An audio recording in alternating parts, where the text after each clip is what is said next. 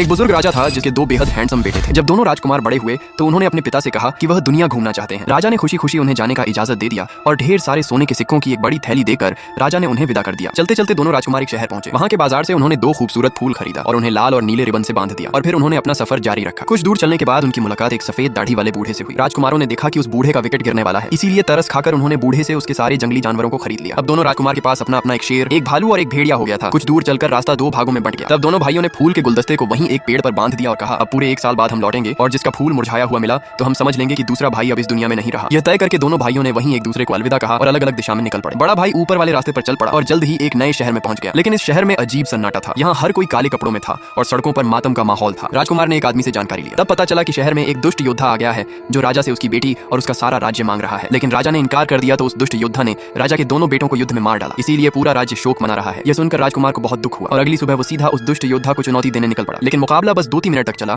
और राजकुमार ने उसे बीच से काटकर वहीं खत्म कर दिया। उसके मरते ही पूरा राज्य खुशी से झूम उठा। राजा ने राजकुमार को महल बुलाया और अपनी बेटी का हाथ उसके हाथ में दे दिया और साथ में यह भी वादा किया कि उसके मरने के बाद पूरा राजकुमार को मिलेगा। अब राजकुमार राजकुमारी के साथ महल में रहने लगा। लेकिन एक दिन राजा को जंगली सुअर का मांस खाने की इच्छा हुई। ये सुनते ही राजकुमार तुरंत अपने तीनों जानवरों को साथ लेकर जंगल की तरफ निकल पड़ा। सुअर पकड़ते हुए रात हो गई, इसीलिए वो एक पेड़ के नीचे आग जलाकर बैठ गया। तभी पेड़ से एक बूढ़ी जादूगरनी निकली। उसने कहा मुझे भी ठंड लग रही है। दयालु राजकुमार बोला अरे आपके लिए तो आग और मेरा औजार दोनों गर्म है, पहले आप नीचे तो आओ। लेकिन जादूगरनी को उसके तीनों जानवरों से डर लग रहा था, इसलिए उसने राजकुमार को एक जादुई छड़ी दिया और कहा इस छड़ी को अपने जानवरों के सिर पर हल्का सा घुमाओ, फिर मुझे डर नहीं लगेगा। राजकुमार ने ठीक वैसा ही किया। लेकिन जैसे ही उसने छड़ी घुमाया तीनों जानवर पत्थर में बदल गए। तभी जादूगरनी फटाक से नीचे कूद पड़ी और उसी छड़ी से राजकुमार को भी पत्थर बना दिया। अब महल में राजा और राजकुमारी हर दिन उसका इंतजार करते रहे और वो कभी वापस नहीं आया। इधर 1 साल बीत गया। तब दूसरा राजकुमार अपनी यात्रा पूरी करके उस चौराहे पर लौटा जहां दोनों ने एक दूसरे को अलविदा कहा था। लेकिन उसका भाई वहां नहीं आया और जब उसने देखा कि भाई का फूल तो पूरी तरह मुरझा गया है तब वह समझ गया कि दाल में जरूर कुछ काला है। वो तुरंत उसी दिशा में बढ़ गया जहां उसका भाई गया था और थोड़ी ही देर में उसी शहर में पहुंच गया। राजा ने उसे पूरी कहानी सुनाई। तब दूसरा राजकुमार भी अपने तीनों जानवरों को साथ लेकर जंगल की ओर निकल पड़ा। जंगल में पहुंचते ही रात हो गई। फिर उसने भी आग जलाया